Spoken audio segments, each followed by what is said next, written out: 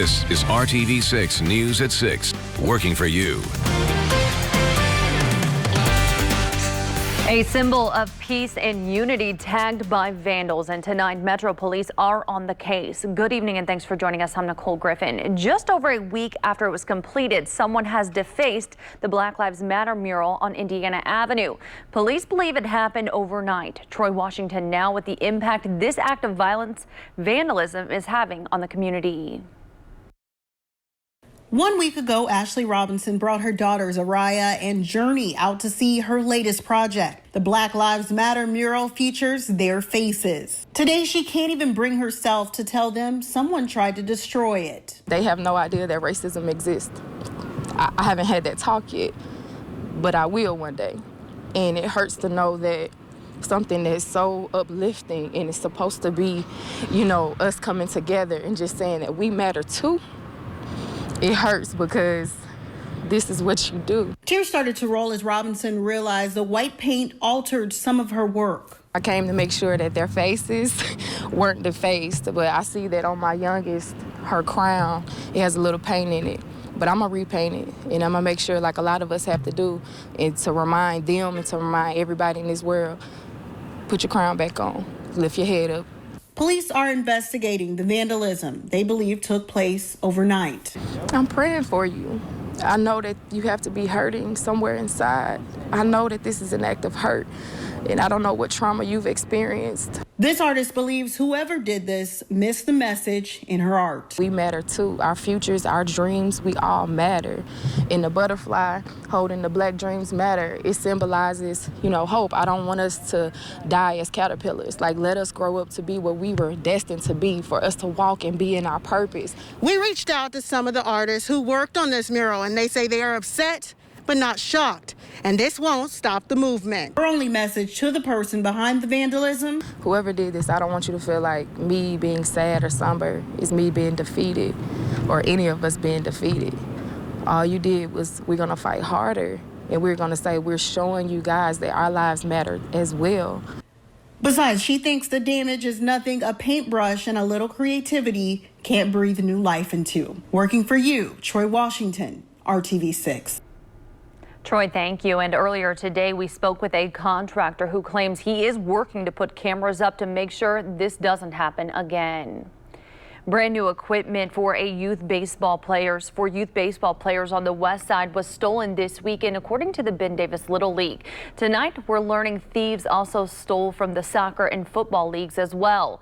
Leaders with the program say the thefts happened sometime Friday night from the Wayne Sports Park on West 21st Street and Girls School Road.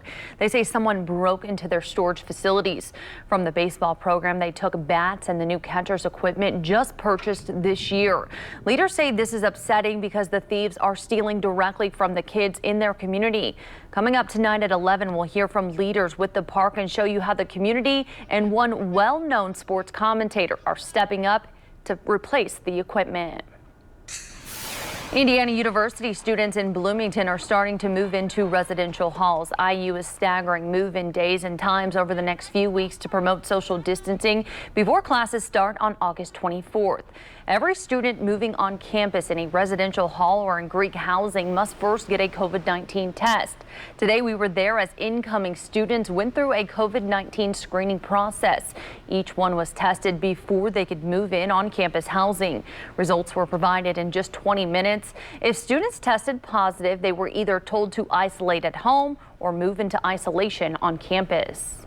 We're also giving them the swag. This year is what we're calling a go bag that everybody should pack for what would you do if you got sick and needed to go into isolation during the semester, because infections are going to occur. We expect that, and we're not going to panic when they do. We just want to be as prepared as possible. I do have concerns, but I know my son, and I know how caring and careful and dedicated he is, and he'll make good decisions. There are a lot of kids I can't control, obviously, and we'll just have to hope for the best. University officials say many classes will be online this semester, and in-person classes have been reduced to follow state and CDC guidelines.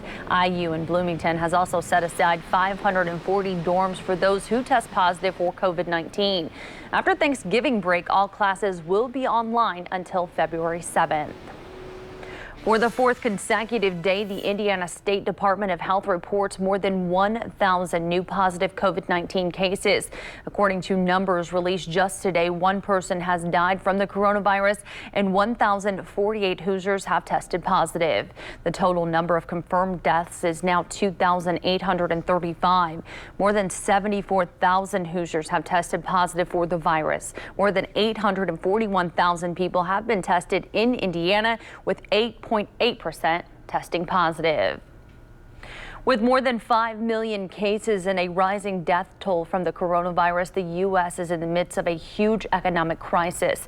This weekend, President Trump took action to give struggling Americans a boost, but is he legally able to carry out his plans? ABC's Andrew Dimbert has the latest. The United States, now with 5 million confirmed cases and more than 162,000 deaths from coronavirus. The pandemic throwing the economy into crisis. Millions of unemployed Americans have been relying on the $600 a week supplemental federal unemployment payment, a benefit that expired on July 31st. Talks on Capitol Hill to extend those payments collapsed on Friday. Therefore, I'm taking executive action. We've had it. On Saturday, President Trump bypassing Congress, signing 4 executive actions. Through these 4 actions, my administration will provide immediate and vital relief to Americans struggling in this difficult time. The president seeking to restore unemployment benefits, but slashing the weekly checks to $400, requesting that states share the cost. Also, minimizing evictions, suspending interest on federal student loans, and enacting payroll tax cuts. House Speaker Nancy Pelosi not mincing words. In fact, what the president did is, I agree with the Republican senator said, it was unconstitutional slop. While it has the illusion of saying we're going to have a moratorium on evictions, it says, I'm going to ask you the folks in charge to study if that's feasible. While he says he's going to do the payroll tax, what he's doing is undermining Social Security and Medicare. Treasury Secretary Steve Mnuchin says that's not the case. That's just factually inaccurate. There'd be no reduction to those benefits, and the president's made that very clear. Senate Minority Leader Chuck Schumer calling the executive orders unworkable. Most states will take months to implement it because it's brand new. It's sort of put together with spit and paste. But the president's top economic advisor disagrees. The states are the ones that process the federal benefits before. So I don't see any reason why it'd be all that difficult. There's also the question of whether states can afford to chip in 25% of that $400 benefit. The answer is I don't know yet, but I think what really needs to happen is Congress needs to get back in and negotiate. So far, no word yet on whether Trump administration officials and Democratic leadership will resume negotiations. Deirdre Bolton, ABC News, New York. That summer feel has returned here to central Indiana. Not only did we make it to 88 degrees this afternoon, but that humidity is back as well. Almost an instant sweat kind of feel out there this afternoon. At one point, that dew point was at 70 degrees. That's very tropical air in place. And here's a map we haven't had to use so far this month. Well, at least until today. The heat index, it feels like 93 right now in Lafayette with a temperature of 87. Feels like 93 for you as well in Peru. And you've got those temperatures feeling like they're in the upper half of the 80s across central and southern Indiana. Speaking of southern Indiana, there is a complex of some showers and thunderstorms. You see a few of those have tried to build into the southern portion of the RTV6 area, but so far no luck. Just an isolated shower or storm this evening. Those temperatures still warm in the upper 70s by 10 o'clock. Kyle, thank you. Crews dealt with a sticky situation in downtown Indy today. A semi-truck carrying a load of honey overturned on the ramp leading from Interstate 70 eastbound to Interstate 65 northbound at the South Split. The truck's driver was not injured, but the ramp was closed for several hours after the crash, but it has since reopened. With a week to go until the Democratic National Convention, former Vice President Joe Biden's vice presidential vetting process appears to be entering its final stages. We'll have the very latest coming up next.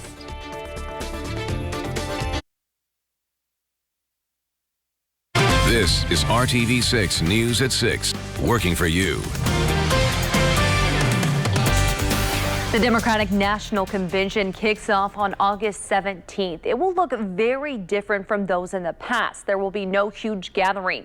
The event will focus on video and live streamed speeches. Among those who will be speaking, Joe Biden's running mate. The former vice president is expected to announce his choice sometime this week.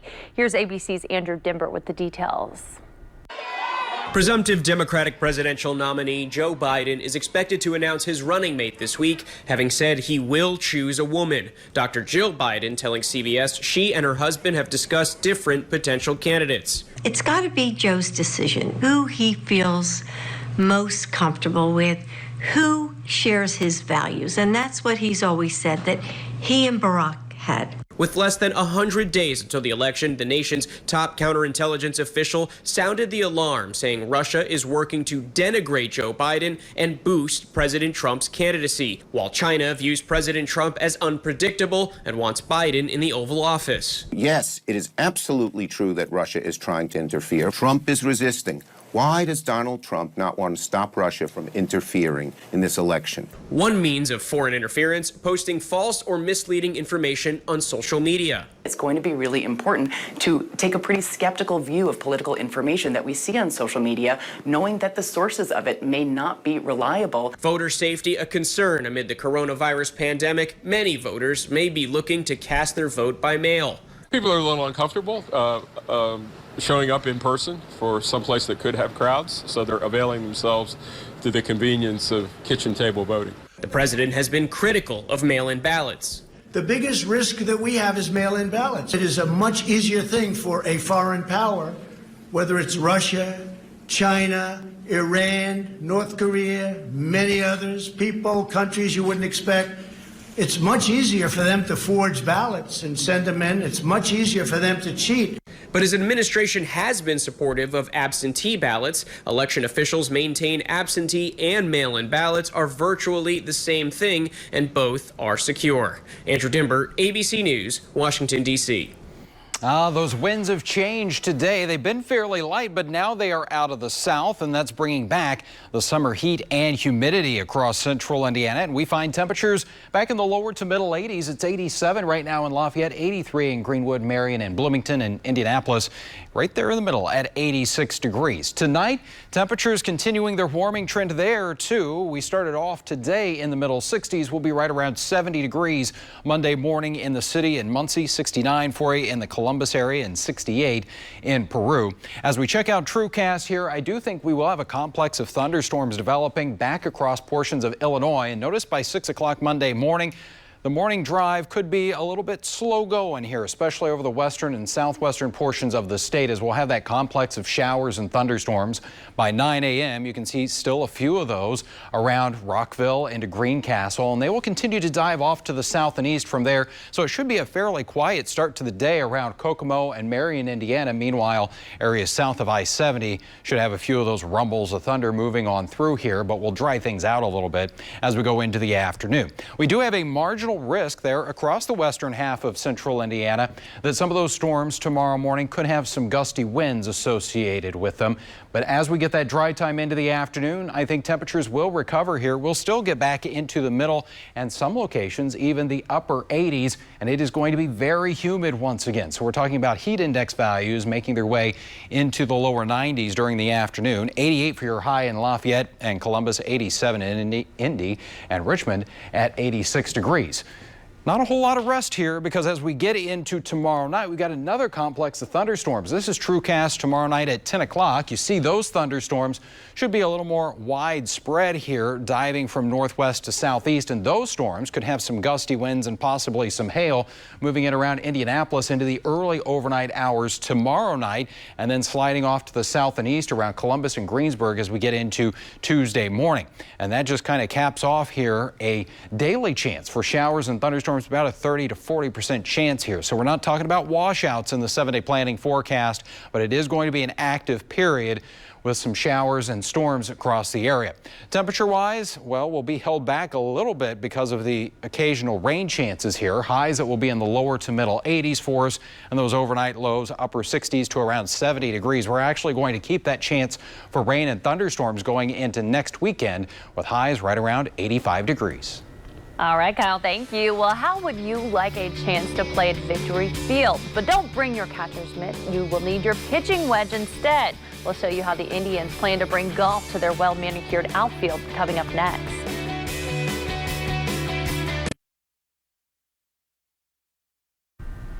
A recent stretch of nice weather would have been perfect for some baseball, but the Indian season got wiped out by the pandemic.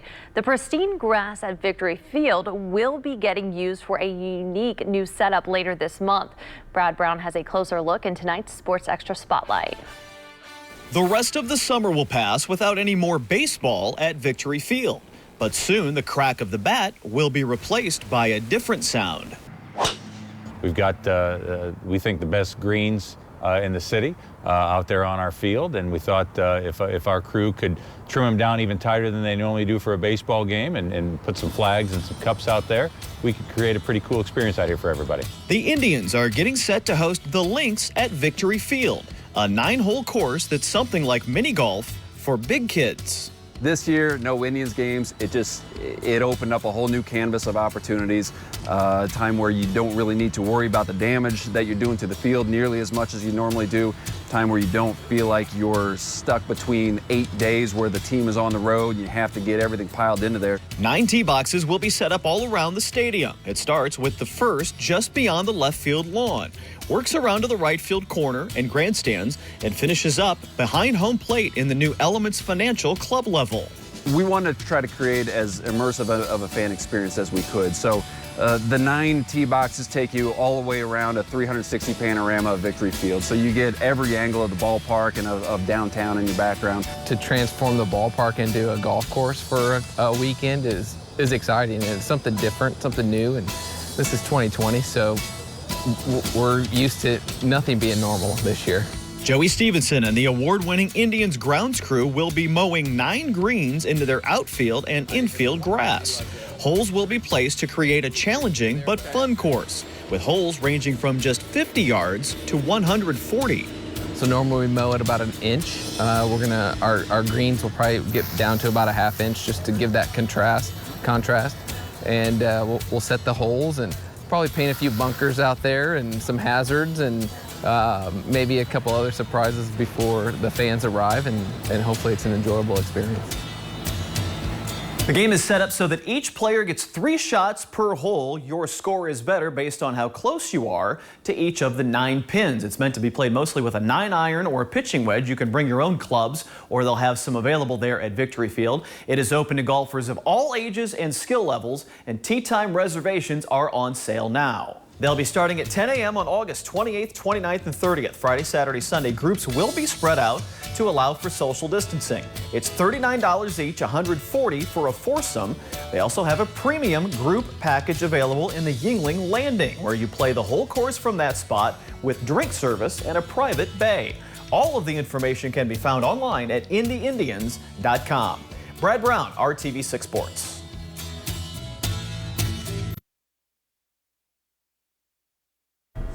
Discussions on hate and racism can be difficult, and that is why every Tuesday this month, RTV6 and Radio 1 will host a conversation exploring racial issues in Central Indiana.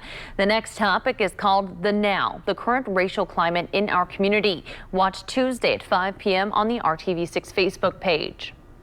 Remember the feeling of hearing a song you really like for the first time? Well, twin brothers from Gary, Indiana have made an entire YouTube channel by showing their reaction to their first time hearing a song. But they aren't just any songs. A lot of the tunes are much, much older than those young men.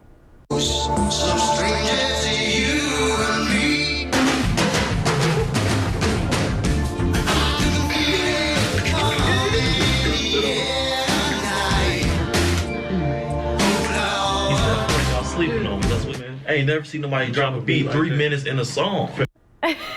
Well, their YouTube page is called Twins, the New Trend, and they have reviews of all kinds of music from Dolly Parton to Salt and Pepper to opera. Their videos have more than 21 million views since they created it 5 years ago. Why didn't we think of this, Kyle? Yeah, you can't help but feel the beat in that song. I know, though. right? Right. All right. Well, tomorrow morning you might be feeling some rumbles of thunder out there, shaking things a little bit, especially over the southwestern portion of Indiana here. As we go through the morning, we'll have some showers and thunderstorms. I think those will taper off, though, as we go into the afternoon. Another round potentially tomorrow night. And it is a very active 7-day planning forecast. No washouts there, Nicole, but we do have that about 30 to 40% chance of rain each day. All right, Kyle, thank you. And thank you so much for joining us. We'll see you right back here tonight at 11. Have a great night.